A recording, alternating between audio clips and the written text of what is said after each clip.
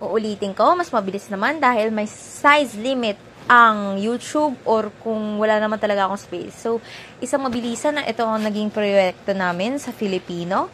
At ang mga ka-members ko nga po pala ay si Via at saka si Ivan at ako. Ito po ay ginawa ko dahil isang linggo pong walang pasok dahil sa bagyo. At mahirap man pero trinay kong gawin siya mag-isa at natapos ko naman po. Ang dapat submission nito ay 22 at saka 24 na ngayon. Pero dahil sa bagyo nga po, ito ay pasahan na sa Monday. Wala kasing pasok din bukas sa Friday. So, kung makita nyo naman ito dati, ito ay inspo from TikTok as this. At ako naman po ang gumagawa ng mga titles sa mga sanaysay.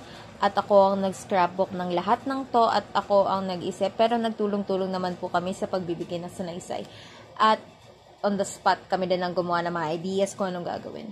So, lakbay ng pag-ibig, hindi ako ganun masyadong magaling sa calligraphy, pero tinay ko naman yung best ko. Ito pong pangalan namin, si Hazelyn Lee Cornel, si Via Quaresma, at saka si Ivan Samaniego.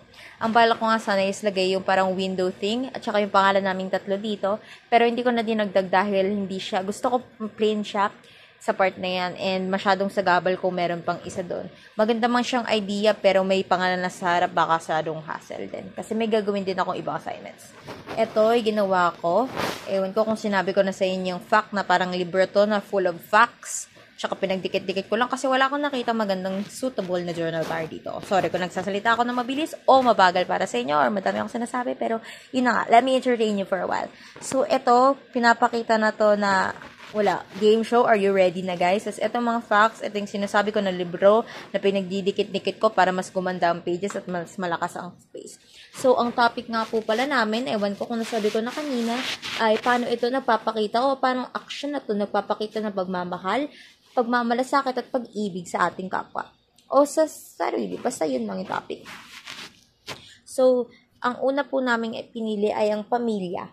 Ang pamilya dahil yung mga magulang ay nagsasakripisyo para sa atin upang may pagkain tayo o mabuhay tayo sa ating pang-araw-araw. Ang pangalawa naman ay pusong manggagawa. Ito yakap ng pamilya, ito puso ng manggagawa.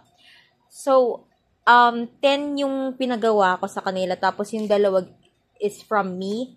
Yung mga sanaysay, may dalawang sanaysay na ako gumawa, tapos 8 sa kanila. Ang ganda-ganda ng mga ginawa na sanaysay, so I love it.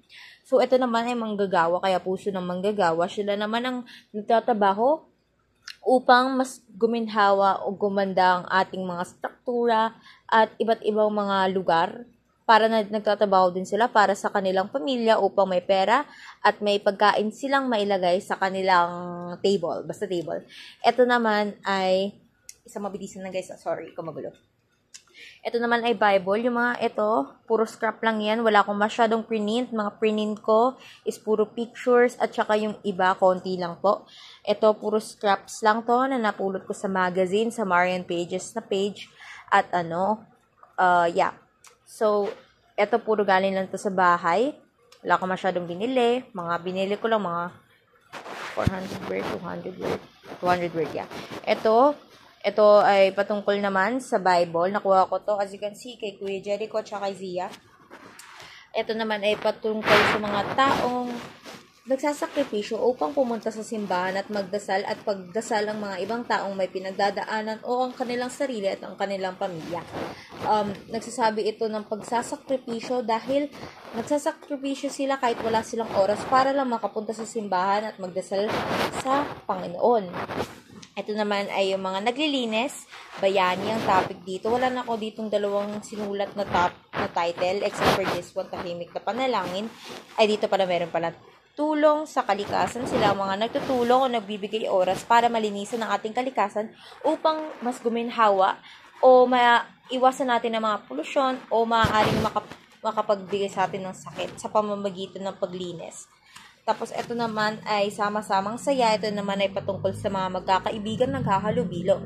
Sila ay palaging nandyan para sa kanilang kaibigan upang bigyan sila ng pagmamahal, suporta, at kung ano man yan, kahit opinion man yan, basta nandyan sila palagi sa simula pa lamang. Basta nagpapakita ito ng kasayahan at paghahalubilo sa isa't isa. At ito naman ay ang mga guro, helping guro. Ito naman ay nakuha ko lang din sa Ismasan page. Ito naman ay helping guro. Wala akong title, pero yun na lang. Ito puro lang to. Ito yung mga gurong nagsasakripisyo, nabibigay ng pagmamahal sa atin. Kahit sila man ay stricto, madami sa kanilang nagbibigay lamang ng turo para mas maintindihan natin ang isang bagay. Sila ay commit sila sa kanilang ginagawa kahit mahirap, hindi sila nagsastop dahil gusto nila matulungan yung mga bata at ang mga taong kailangan ng edukasyon. Ito naman ay lakas ng kabataan. Ito ay mga MSG. Ewan ko na dyan si Ate G, pero wala ata. Ito naman ay patungkol sa mga MSG na nagbibigay tulong sa paggalaw sa aming eskwelahan upang mas gumanda ang daloy or ang organisasyon nito. Organization nito. Sila mga tumutulong sa kanilang mga teacher upang hindi lang maging organisado, pero pati na din para makatulong sa ibang tao sa pamamagitan ng pagkolekta ng mga canned goods galing sa ibang estudyante at iba pa. Ito po yung style. Ewan ko nakita nyo. Ito po yung favorite ko kasi ano lang siya guys. Parang simple lang siya. Ito naman ay Pilipinas. Dapat, sabi kasi ni Ginang, okay lang kahit picture na lang ng object kayo na bahala. Basta yung ito, like it plain. Ito naman dapat, wala kasi kaming picture na taong nag-aakit ng flag. Kaya ito lang yung pinili namin. Ito ay patungkol sa taong, ito ay nagpatungkol sa mga bata dapat. Ay, dapat may lalagay akong tao dito nag-aakit ng flag. Okay na yan, sige. Ito ay patungkol sa mga taong nag-aakit ng flag. Tapos, ito naman, paikit na si mama. Ito naman yung mga bata, naghihirap at yung mga taong nagbibigay alay ng pera. At ito naman kami, buti may selfie kami, kundi ini-AI ko na lang talaga yung picture namin. So, ito na po. Guys, may pasok kayo bukas? Wala po. Wala daw same pasok kahit 5 ka na gumising. Change. Punta ng green bonds. Wow, talaga lang, pinicturan talaga. Kailangan ko ng bakit ba? Papamigay ko to sa teacher ko eh. Ganda naman. Kung ako pinasulat mo yan, di ba mas maganda? Salamat. Bibideo ko eh, KJ.